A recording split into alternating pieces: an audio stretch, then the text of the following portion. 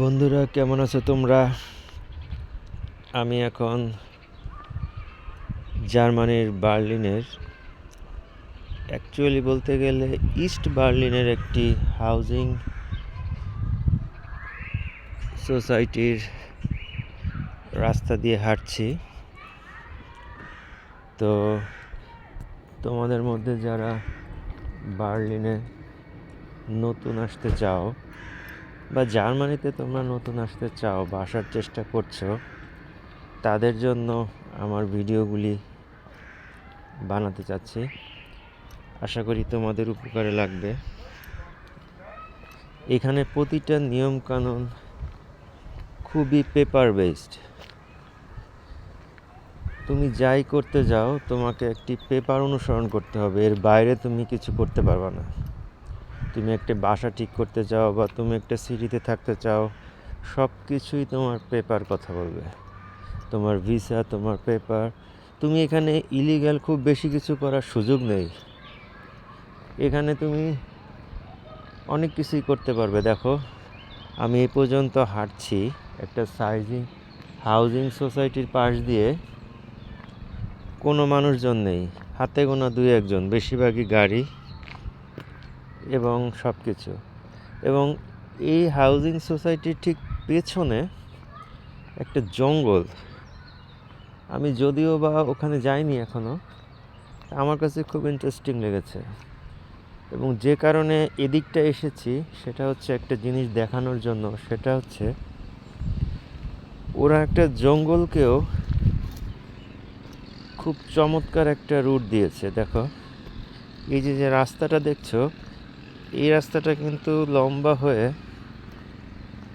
একদম ওই সরু জঙ্গলের ভিতর চলে গেছে। আমি একটু এগিয়ে দেখাই।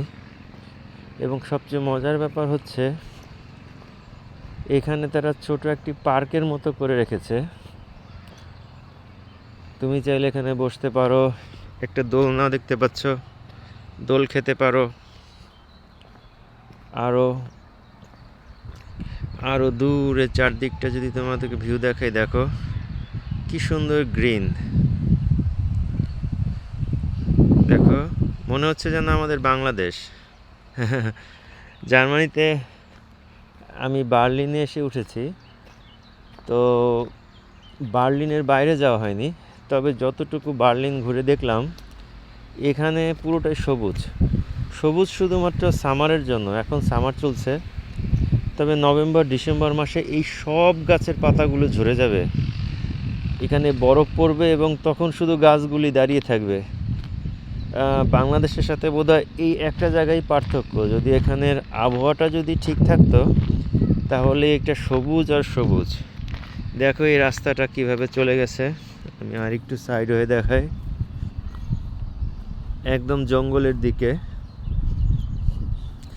এবং এখানের আবহাওয়াটা আজকে খুবই ভালো।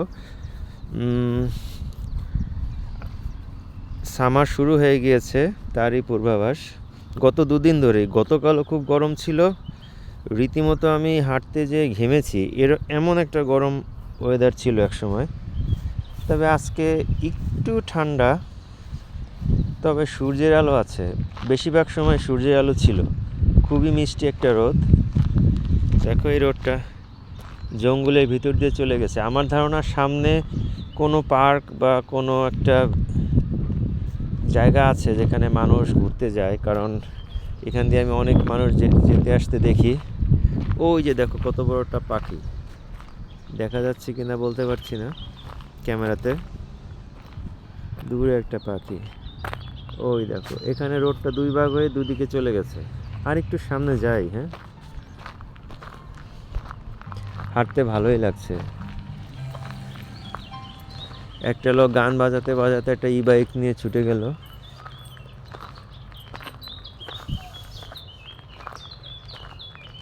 দেখো জঙ্গলটা সুন্দর। এখানে একটা চেয়ার দেখতে পাচ্ছি, এখানে আমরা একটু বসতে পারি।